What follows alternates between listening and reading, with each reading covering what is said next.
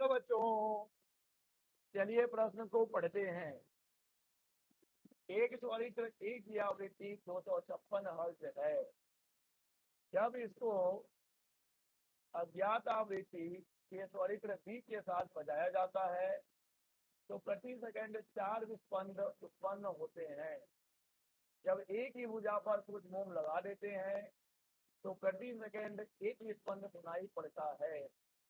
एक ही भुजा पर ही थोड़ा सा मोम और लगा देने पर विस्पंदों की संख्या प्रति सेकंड एक ही रहती है।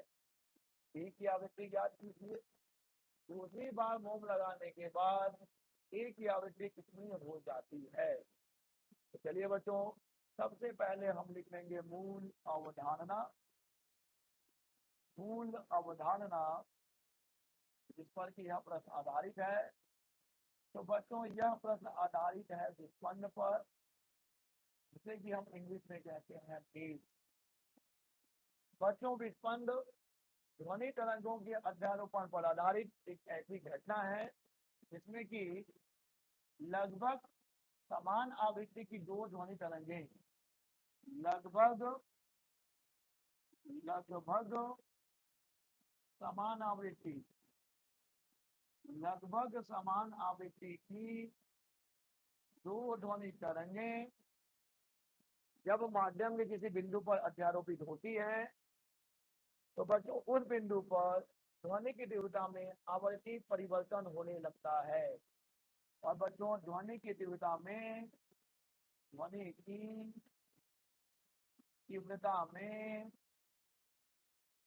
आवृत्ति परिवर्तन को ही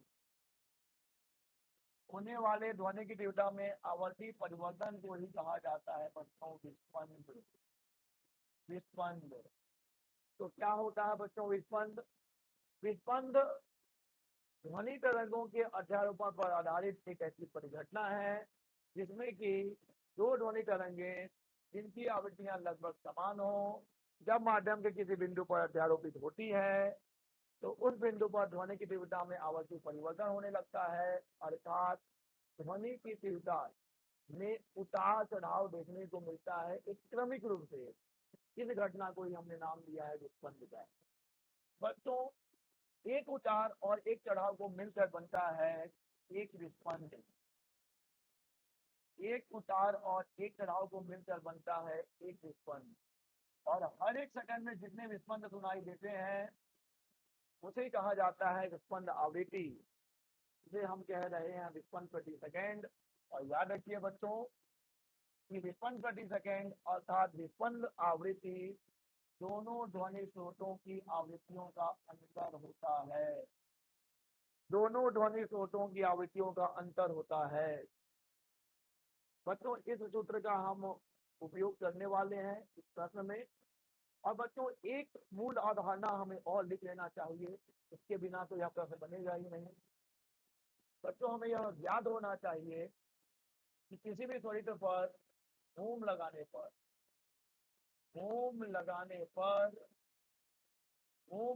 पर त्वरित्र की आवृत्ति क्या होती है बच्चों?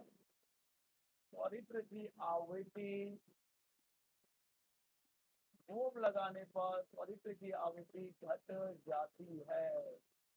याद रखेंगे बच्चों, मोम लगाने पर त्वरित्र की आवृत्ति घट जाती है। इस मूल अवधारणा के बिना हम इस प्रश्न को हल ही नहीं कर सकते बच्चों, तो हमें ये याद रखना चाहिए। चलिए बच्चों, अब हम इस प्रश्न को हल करेंगे और सही उत्तर प्राप्त करेंगे। बच्चों, प्रश्न में कहा जा रहा है कि एक त्वरित्र एक की आवृत्ति 256 हर्ट्ज है। जब इसको अज्ञात आवृत्ति के त्वरित्र बी के साथ बजाया जाता है तो प्रति सेकंड 4 विस्पंद उत्पन्न होते हैं। कहने का तात्पर्य है बच्चों कि हमारे पास दो ध्वनि स्रोत हैं। एक का नाम हमने ए रख दिया, एक का नाम हमने ए रख दिया। मान लीजिए ये है ए ध्वनि स्रोत और ये है बी ध्वनि स्रोत। ठीक है, चलिए मान लेते हैं इसकी आवृत्ति एन ए है। चलिए मान दिया गया प्रश्न में 256 हर्ट्ज। एन बी का मान हमें मालूम नहीं है। एन बी ध्वनि स्रोत बी की आवृत्ति ये हमें मालूम नहीं। ये हमें क्या करना है? तो बच्चों जब ध्वनि स्रोत ए और बी अध्यारोपित होंगे, यानी जब ये विस्पंद बनाएंगे बच्चों, तो हम जानते हैं कि विस्पंद प्रति सेकंड क्या होता है। विस्पंद प्रति सेकंड बराबर होता है बच्चों दोनों ध्वनि स्रोतों की आवृत्तियों का अंतर। यहाँ पर कितने विस्पंद बच्चों? 4 विस्पंद प्रति सेकंड बन रहे हैं, जो कि NA और NB का अंतर होगा। तो यहाँ पर बच्चों हम NA माइनस NB बराबर प्लस माइनस 4 लिख सकते हैं। ठीक है बच्चों, तो यहाँ पर हमें NB बराबर मिल जाएगा 256 प्लस माइनस 4। तो एक बार प्लस एक बार माइनस लेंगे तो NB बराबर हमें मिल जाएगा 252 हर्ट्ज, और NB बराबर हमें मिल सकता है 260 हर्ट्ज। ठीक है बच्चों, तो हमें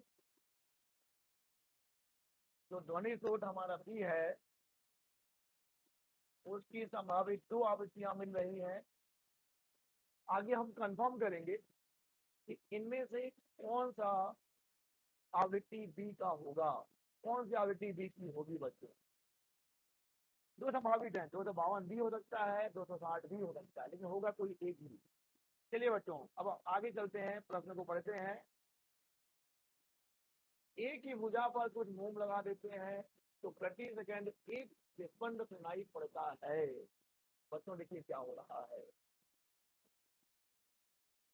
ए पर मोम लगाने पर, ए पर मोम लगाने पर, ए पर मोम लगाने पर त्वरित ए की आवृत्ति क्या होगी बच्चों? त्वरित ए की आवृत्ति आवृत्ति आवृत्ति घट जाती है, घट जाती है।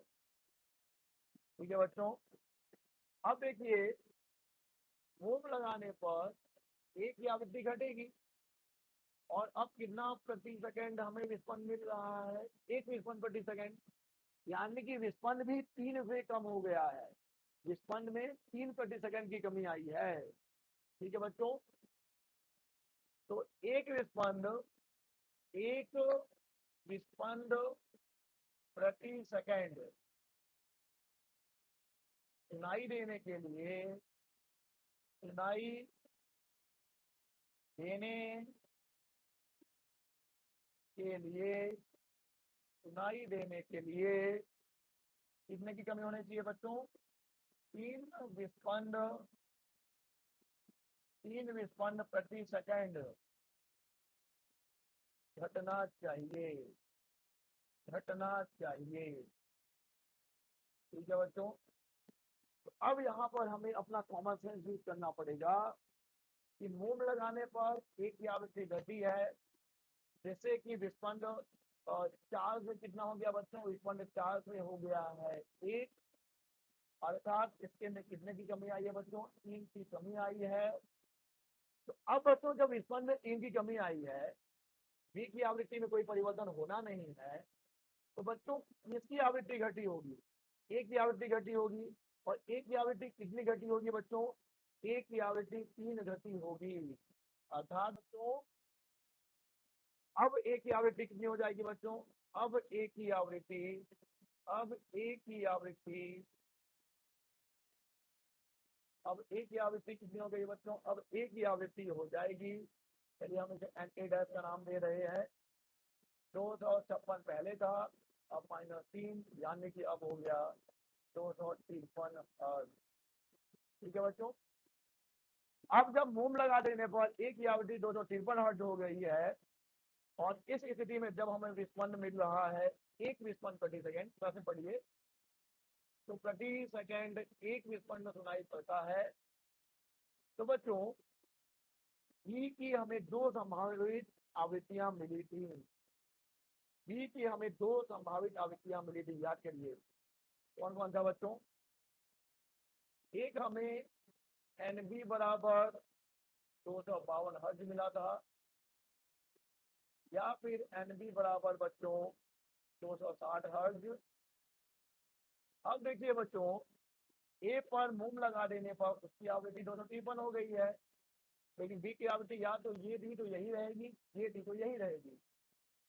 लेकिन अब विस्पंद कितना है बच्चों? अब विस्पंद 1 विस्पंद प्रति सेकंड है, यानी कि अब देखिए कौन सा इन दोनों में से कौन सा मान लेने पर मुझे विस्पंद 1 मिलेगा।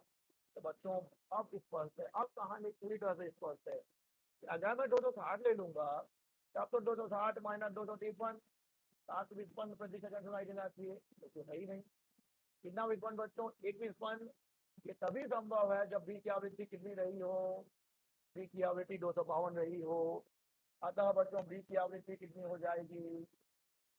बी की आवृत्ति, बी की आवृत्ति कितनी है बच्चों? बी की आवृत्ति बराबर एनबी बराबर 252 हर्ज, 252 हर्ज। ठीक है बच्चों, 252 हर्ज बी की आवृत्ति है बच्चों, 252 हर्ज। अब बच्चों देखिए प्रश्न में आगे बढ़िए, प्रश्न यही समाप्त नहीं हुआ, कहानी अभी और आगे जाएगी।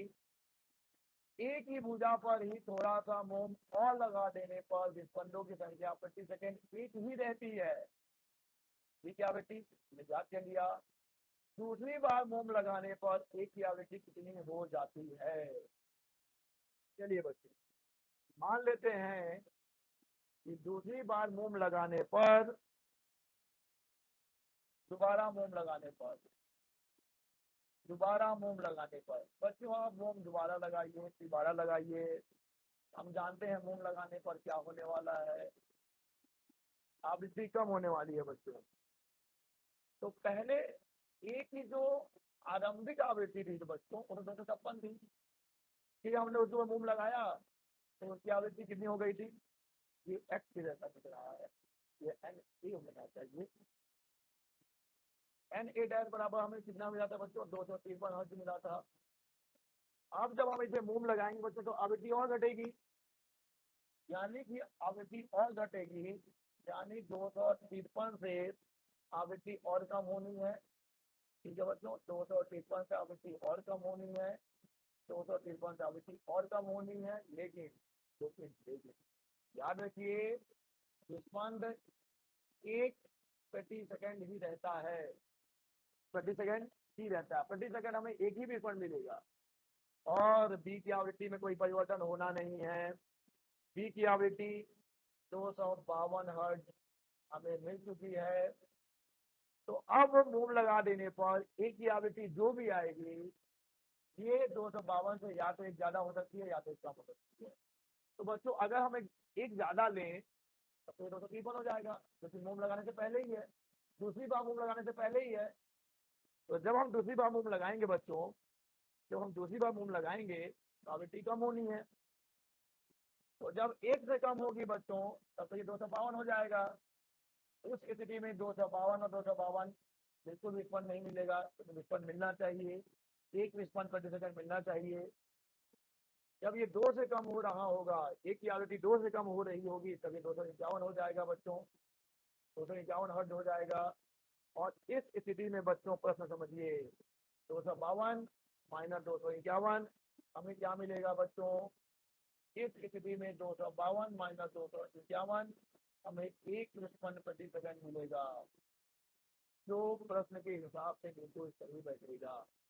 अतः बच्चों दूसरी बार मोम लगाने पर, दूसरी बार मोम लगाने पर एक की आवृत्ति कितनी हो जाएगी बच्चों?